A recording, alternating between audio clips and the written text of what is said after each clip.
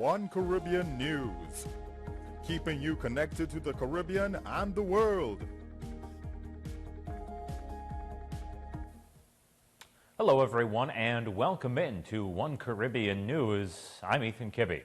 A legal decision will soon need to be made about whether persons with COVID-19 will be allowed to vote in the January 19th elections in Barbados. There was confusion about the issue over the weekend after the head of the COVID-19 monitoring unit said people at any isolation facility and those in home isolation would be required to remain there on Election Day. Persons who are positive for COVID, we are asking those persons who are in home isolation to please stay at home. Persons who are obviously in isolation at the Harrison Point facility or any other facility, those persons are required to stay in those facilities. We understand that voting is the cornerstone of our democracy. However, we are still in a pandemic and those persons are highly infectious.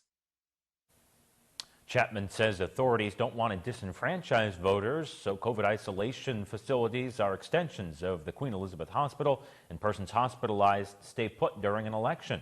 He says he doesn't recall any elections in which provisions were made for people who were hospitalized to cast their ballot. And speaking at the same press conference, members of the Electoral Boundaries Commission, one who's also a lawyer, said the current legislation only makes provisions for in-person voting. However, he says the legal advisor to the commission will have to look into the matter. It goes much further than just passing off a definitive statement that it cannot be done because of this and because of that. I believe that is certainly outside Mr. Chapman's competence because it has an impact on law, and I think it would be wiser to have an opinion on this so that the position of the Electoral and Boundaries Commission can be based on a solid legal opinion rather than that of Mr. Chapman. We are 3 days into the new year and many travelers are still struggling to get home from holiday visits. Airlines continue to cancel flights as they deal with COVID-related staffing shortages. And now wintry weather only making things worse. It's a huge problem. Bradley Blackburn has the latest. Coast to coast, the frustration at airports is running high. We woke up this morning and found that the flight had been canceled. From California to Illinois to Florida, delays and cancellations are still piling up. I was nervous, especially because I have somewhere I have to be. My flight got canceled 3 times already, and it was due to a lack of crewmates. More than 2,700 U.S. flights were canceled Sunday. COVID-related sick calls continue to hamper airlines, but winter storms are compounding the problem in the Northeast and Midwest. Chicago got hit hardest. About a quarter of all flights at O'Hare were canceled Sunday. Jeff Spring with AAA says it could take weeks before airlines get back online. Well, it really kind of depends on how they can work through their staffing and also with the weather. It's really taking a hard hit on the airlines. We hope we can get through it in the next week or two, but it's going to take some time, I think. It has been a near record-breaking holiday travel season, with air travel up 184% compared to 2020. And on the highways, car trips jumped 28%. The snow and ice are now complicating those trips, too. Bradley Blackburn, CBS News, New York. Dr. Anthony Fauci says he anticipates further clarification and information about the CDC's new, shorter COVID-19 isolation guidelines, and he expects it soon. This comes after the CDC received some blowback on its update guidance.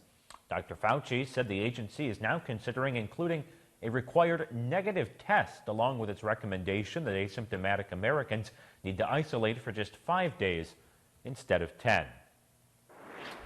New today and big news, United States Secretary of Defense Lloyd Austin has tested positive for COVID-19, according to a statement from the Department of Defense. The DoD says Secretary Austin is experiencing mild symptoms. Secretary Austin says he's informed the president and his staff about test results and contact tracing is underway. Lionel Messi is one of 4 Paris Saint-Germain players to have tested positive for COVID-19, the club says in a statement on Sunday. The other 3 players, including Sergio Rico, all players are in isolation and are subject to the appropriate health protocol, the team said. PSG is scheduled to face Vannes today in the French Cup, round of 32. And vandals have damaged Florida's iconic southernmost point landmark in Key West. Police say the anchored concrete buoy was burned early Saturday when a Christmas tree was torched in front of it. The 12-foot-tall landmark is popular with tourists and reads, quote, 90 miles to Cuba, holding special meaning to any Cuban Americans. Investigators say they're looking for 2 male suspects who they believe are responsible for the fire and the damage. And some good news. A West Michigan family who was part of the group of missionaries kidnapped in Haiti has been welcomed home by their community.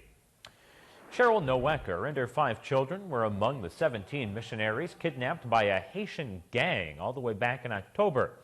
The family met with their community for a lunch and prayer service, and Cheryl and her youngest son were released on December 5th. The remaining family members were among the final hostages who made a daring escape in the middle of the night, according to Christian Aid Ministries. The family greeted home with tight hugs, food, song, and prayers.